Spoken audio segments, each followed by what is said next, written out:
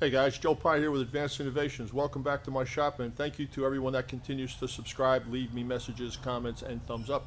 Today's going to be a kind of an off-track little shorty on RC cars. I know that one of my viewers is an RC car enthusiast and has a business to making parts for off-road vehicles, RC scale size, and that's something I dabbled with in the past. So I want to show you the car that I built, show you the car that I bought, modified, and what I ultimately ended up with.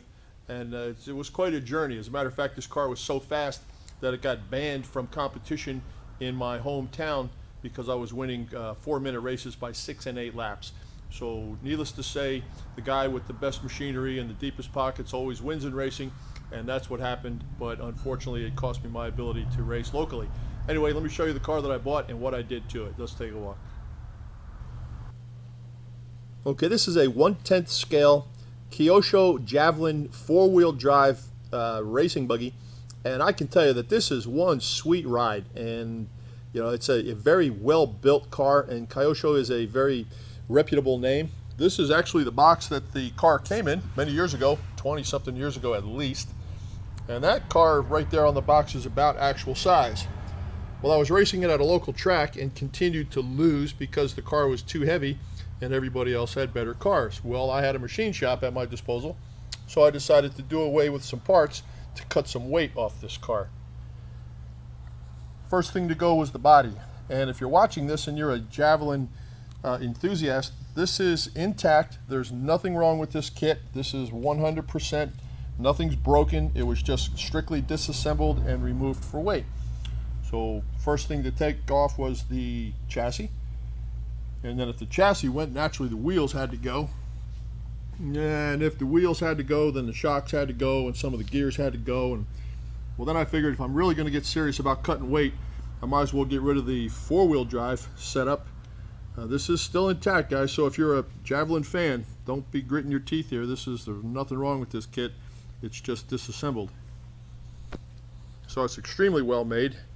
The detail on this is incredible. So anyway, when I got rid of the front wheel drive chassis section, I figured why not just go all the way and get rid of the entire car. So I did. The only thing that I needed to race in the class that I was racing was a gearbox. So that's all I took. I took the transmission out of this car and I built a whole nother car around it. And this is what my car looks like. Now this is pretty far from the car that I started with, and needless to say, raised a few eyebrows when I showed up at the track with it. Now this is a legal gearbox class race car, and it weighs next to nothing.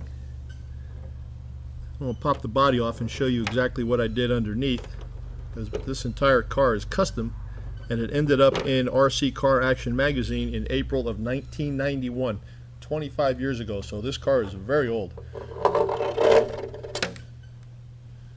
Alright, this car was fashioned after an Associate 10L on-road car, and I made everything that you're looking at, with the exception of the risers and the hubs. But the frame I made, the cross members, the posts, the rear gearbox housings, the wheel mounts.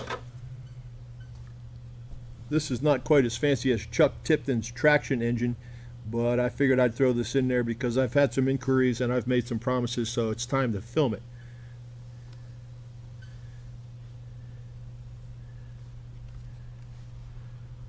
But this is the only thing back here that was required for racing in the gearbox class. And needless to say, when I showed up with a car that looked like this and everyone else had a dune buggy, I started winning races by 6 and 8 laps in a 4-minute race, and I was consequently banned from competition. So that's alright. I ended up with a nice little toy. And the reason I did this, because anybody that's ever raced RC cars knows that when you smash into a wall with an RC car, the first thing to break off is usually a control arm. But this is an Associate control arm, and it's glass-filled nylon, exceptionally strong stuff. And we put the frame, this is a G10, same stuff they make printed circuit boards out of. And I can tell you that this frame is currently cracked right here, but you just can't imagine the impact that this material can take before it does crack. So I'm not too shook up about it. It's very flexible. First generation chassis actually had a rear swing arm configuration going through rubber grommets mounted central, which allowed the back to twist, but there was enough twist in this car, and this car was run indoors on a high bank oval carpet track, and it worked out rather well. Nice wide stance on it. The tie rods are adjustable, keep the wheels kicked in or out, and I have my wheels set for a tight left-hand high bank oval, and it ran rather well. So I did build the frame, I built all the motor mounts, built the wheel mounts, and it's fairly simple, but simplicity in my world is a beautiful thing. So I finished the body off. This is a 33 Ford 3-window coupe body, and if you're a ZZ Top music fan, then you'll recognize this car. The way you paint these and make them look real shiny like that is you spray paint them from the inside, and you actually have the finish of the Lexan on the outside, so you can never scratch the color off of this car. That's it. I'm going to keep it short and sweet. 1/10 scale, custom 33 Ford 3-window coupe. Started off looking like this, and it has come a long way. I plan to take the Javelin parts off of the 33 Ford and rebuild this Javelin, because I understand this car is worth a considerable amount of money in a stock state, and I have all the parts, so I'm going to put it back together. Okay guys, that's it. Hope you enjoyed it.